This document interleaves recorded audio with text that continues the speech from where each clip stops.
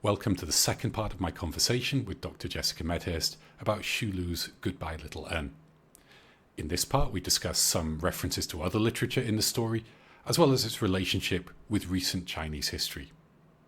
If you haven't yet listened to the first part, I suggest that you check that out first, and there's also details of a competition in that first section of the interview.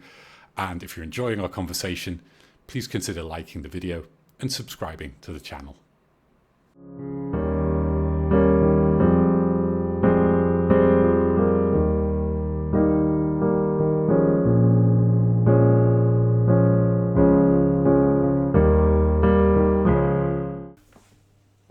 Welcome to the second part of my discussion with Dr. Jessica Medhurst about the Chinese children's book, Goodbye Little N. If you didn't watch the first part, I suggest you watch that first, it'll make a lot more sense, and then come back and join us. And we're going to go into a bit more detail about the story itself in this part. And I want to begin by asking you about the characters. We talked a bit about childhood innocence, etc. in part one. It strikes me that most of the characters, and particularly the children, the adults as well, but focusing on the children, they're kind of models of good behaviour. You know, when Xu Yanze goes to the city from the countryside, he's teased a little bit at the beginning, but quite quickly, you know, his classmates realise, oh, this is a bad thing to do, and they generally treat him very well and kind of actively mentor him. But there's one instance of negative behaviour that I can recall that's really quite directly shown. It's an episode you alluded to in the last part where he and his uncle start selling sweet potatoes in the city. And they're actually prevented by doing so by characters who, in my reading, with my knowledge of Chinese history, assume are Red Guards. Okay, groups of young people who were sort of recruited during the Cultural Revolution to sort of enforce correct ideology.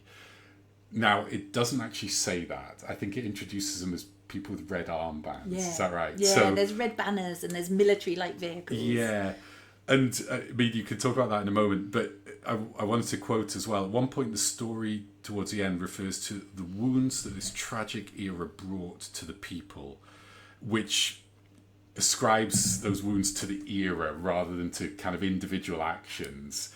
So is there a kind of struggle going on with respect to facing up to the human contribution? It seems, you know, you mentioned previously about how the Second World War is kind of safe in British literature, for example. Is there a bit more of a struggle going on in this text? Yeah, I don't know if it's a struggle or whether it's a perspective that I think the characters in this book don't have the power to affect bigger things. They have the power to affect their own futures, perhaps in a way that we might think is quite extreme, that they have this ability to affect their own destiny. We might say, actually, the circumstances around you have much more effect. But these characters can affect what happens to them to a certain extent, but not a wider picture. I don't think there are, until the very end, I don't think there are any characters who have an impact beyond their social circle. And even then, the social circle is still the village in which they live in. But they are certainly affected by what's happening around them. It's interesting that you point out, yeah, they're not Red Guards in the book. They're people who smash up the stand and tell them to go home, and people who are there to get rid of bad elements. And the connection's never made in the book about whether Xu Yanze and his uncle selling sweet potatoes are a bad element that should be got rid of. Or they certainly feel sad and they don't want to go home, but they've got enough money for his education, so it's okay, they can do that now. So there's this kind of ambiguity, I think, throughout the book about what's going on around them. There's a plot line with a young girl who comes to Xu Yanze's village as a teenager, like a sent down youth, but not a sent down youth because that's not what's used in the book. If we have a wider understanding of Chinese history, we might start using these words. But the book itself, I think, is trying to, as I mentioned in the first part, trying to recreate what it means to be a child and to look at the world as a child, but through this lens of nostalgia and through this retrospective narration, through this idea of a fictionalized version of things that might have happened to you in your own childhood. So yeah, I think it's a difficult thing to pick apart. And yeah, I don't think I have a conclusion about that one. There are bits that make me feel a little bit uneasy, but there are bits that I really love because it's not hammering something down your throat. Yeah. And do you think, I mean, I'm aware of the sort of position of the reader when, okay, me as somebody who's learnt about Chinese history a bit, I'm not an expert, has not lived through it, is inserting these details, like you said, you don't get the label, you don't get the sent down intellectual youth, you don't get Red Guard as a term. I'm wondering, and obviously you're not Chinese either, you have not lived through the Cultural Revolution, but do you think, I mean, you're experienced more in this area, do you think what effect would those details, but also the lack of that label, have on the readership? Is it quite actively inviting a sort of insertion of a context that's not given? It's one of those difficult things, especially when you're working with translated literature, because the original 再见小恩 is for the Chinese readership who are learning about their history. Goodbye Little N can't presume that children understand these references.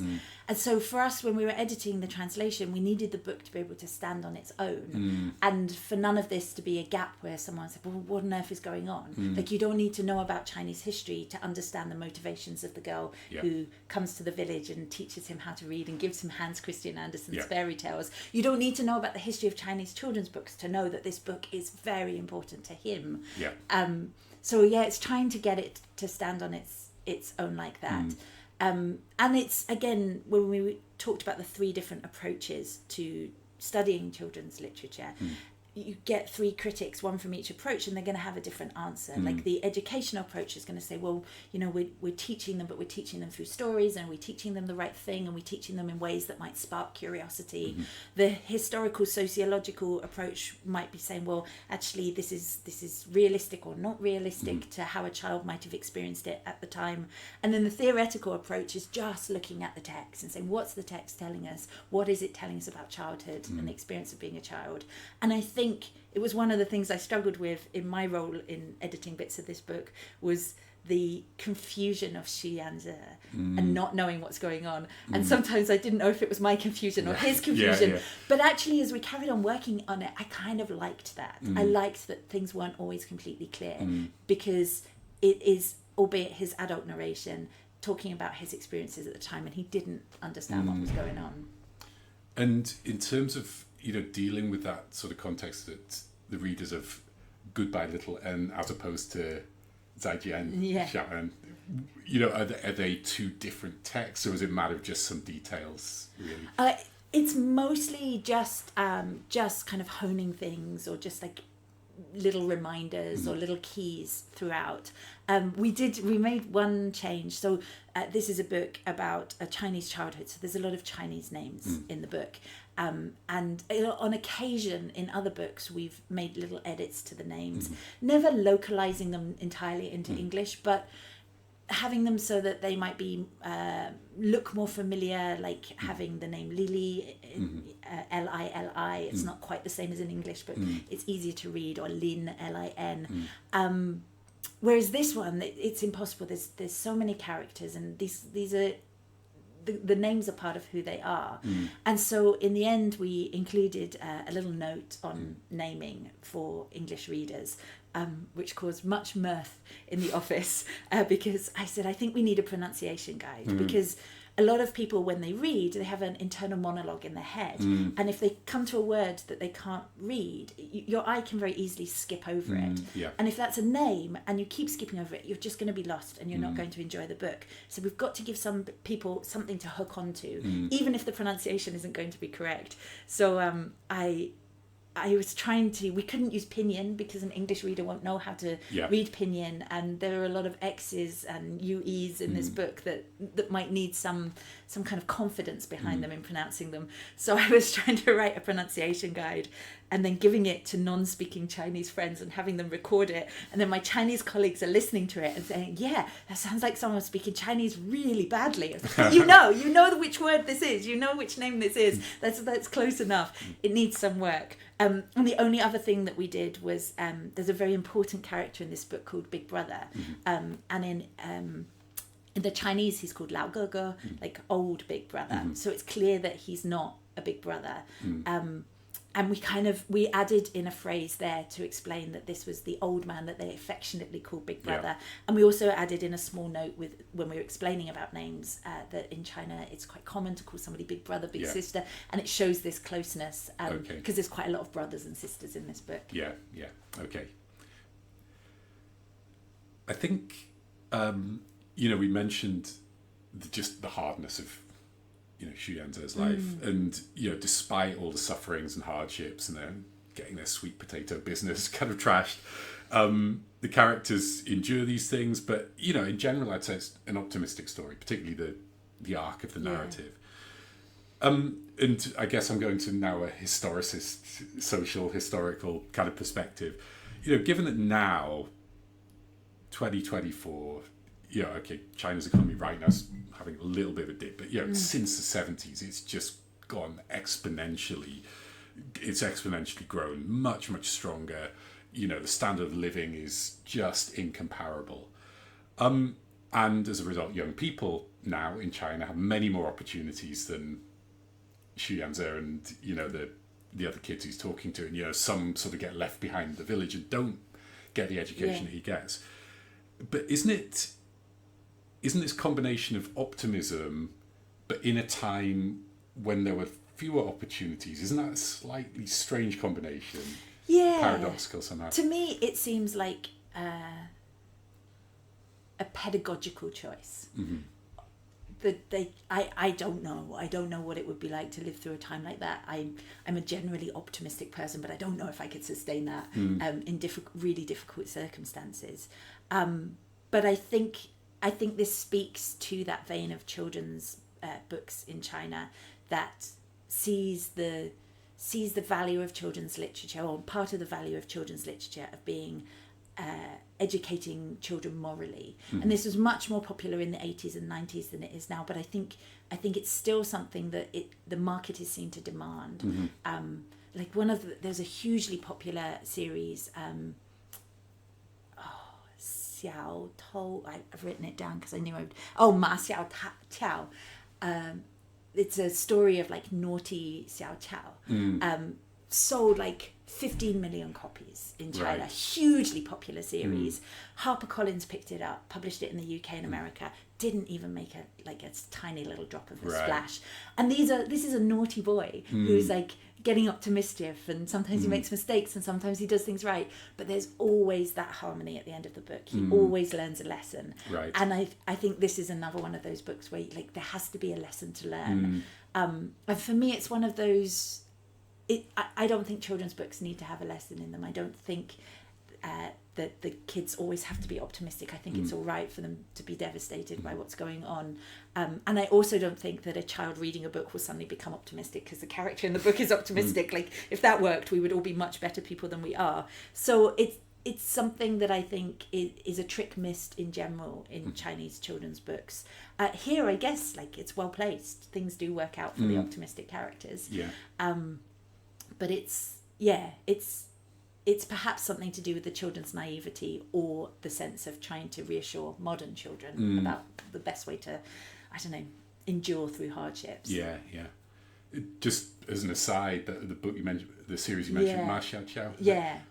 Any sense of why that didn't make an impact in the West? I think the general consensus is that it's a very busy market. Like the English-speaking market is a very busy market. Translations are such a tiny part of it, and there just wasn't enough to make an impact. But clearly, HarperCollins thought it was going to. There was a big, press fanfare around it. Right. I think it was just a little too moralistic. And it's certainly not that English children's literature isn't moralistic. It's very moralistic. It has plenty of ideologies that it's spouting, but they tend to be fairly hidden below the surface. Whereas I think for Chinese children's literature, a children's book is good if the ideology is clearer, whereas in English it's better if it's hidden and the kid sort of, I don't know, absorbs it while they're reading, apparently. Right. I mean, that's an interesting question in itself.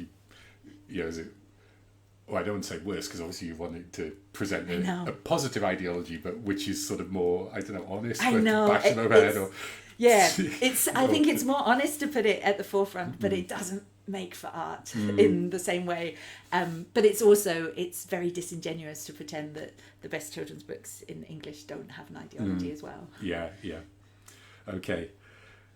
And, I mean, we're talking about the way that ideology is absorbed or received through the act of reading. And, in the book, Xu Yanze and most of his friends are voracious readers, as we've said a couple of times already.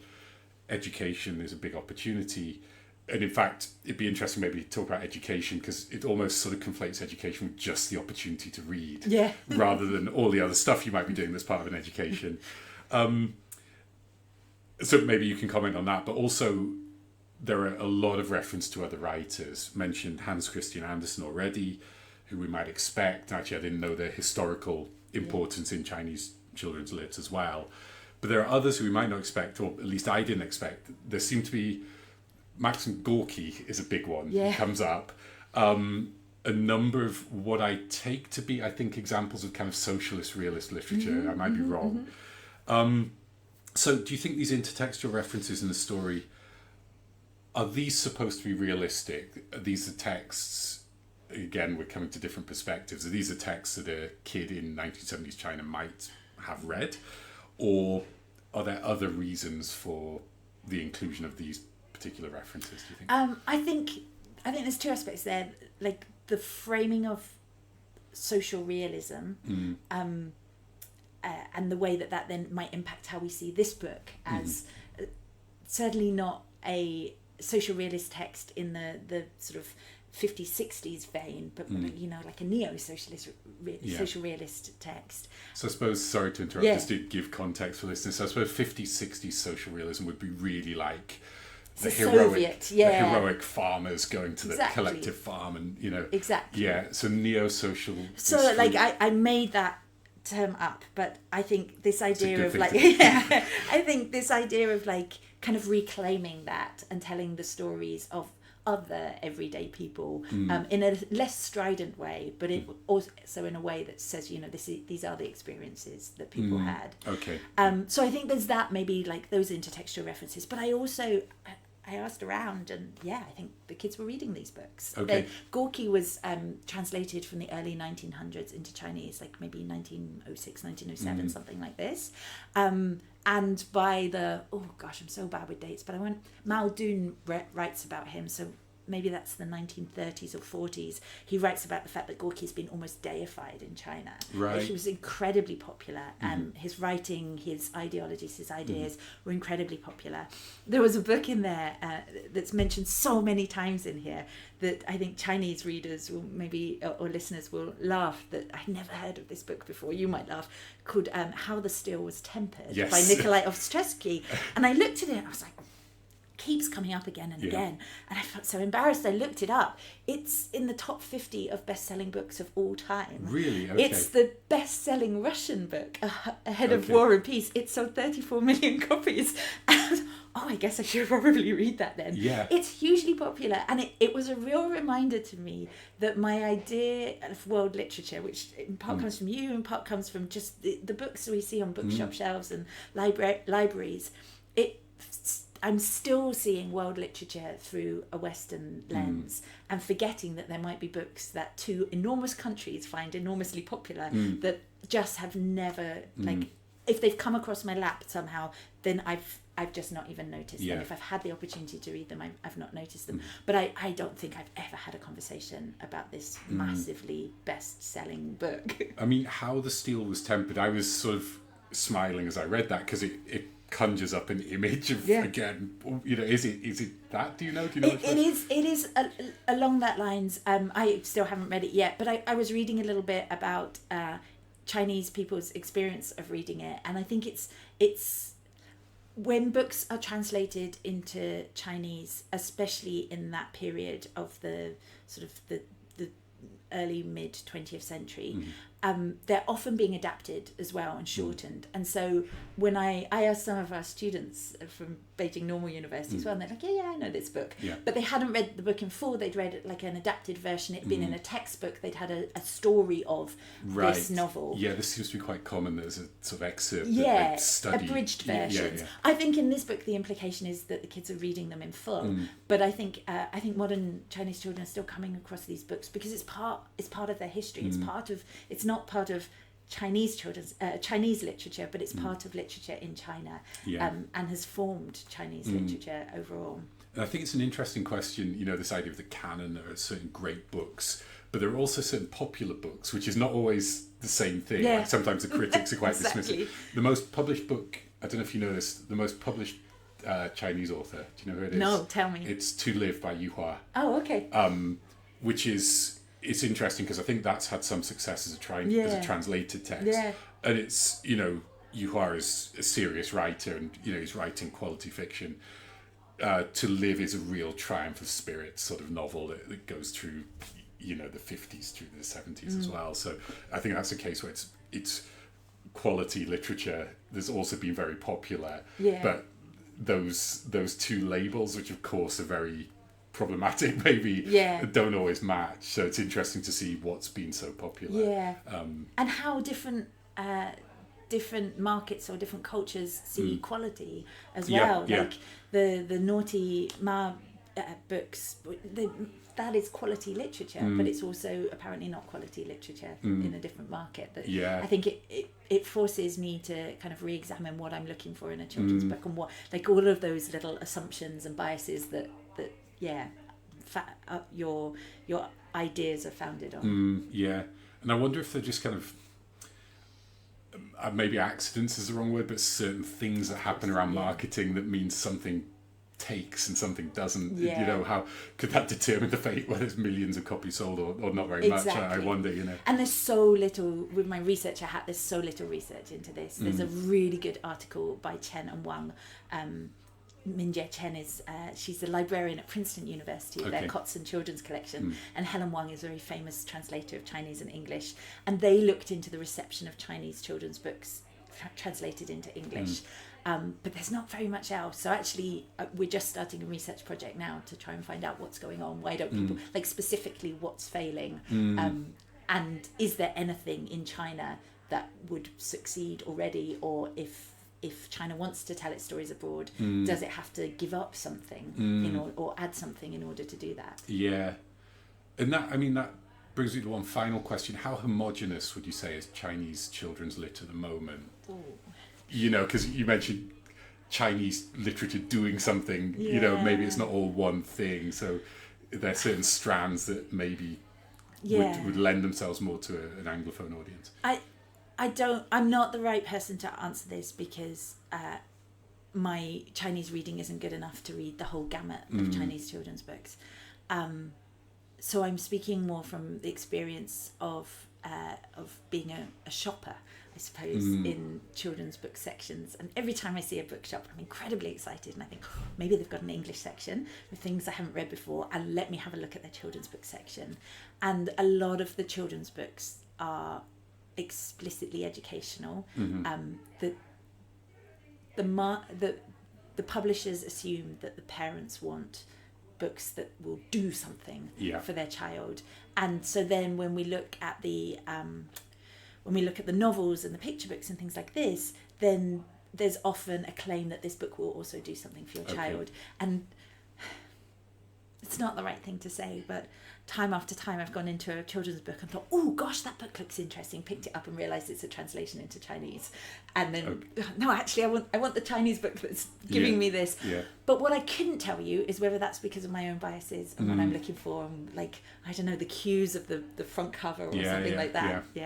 Okay, brilliant. Well, thank you for such a fascinating overview of Thanks for having me. Children's literature, Chinese children's literature, and of Goodbye Little Eden, which I hope people will look at. It was a new experience for me, I think, reading a children's book, because in general I'm not a child, I'm not interested in this, and it's actually fascinating to read and to sort of do that from also this kind of process of reflection about, thinking about, well, what's children's literature trying to do and how can we approach it. So thank you so much for joining me. It's been a great conversation. Thank you very much for having me.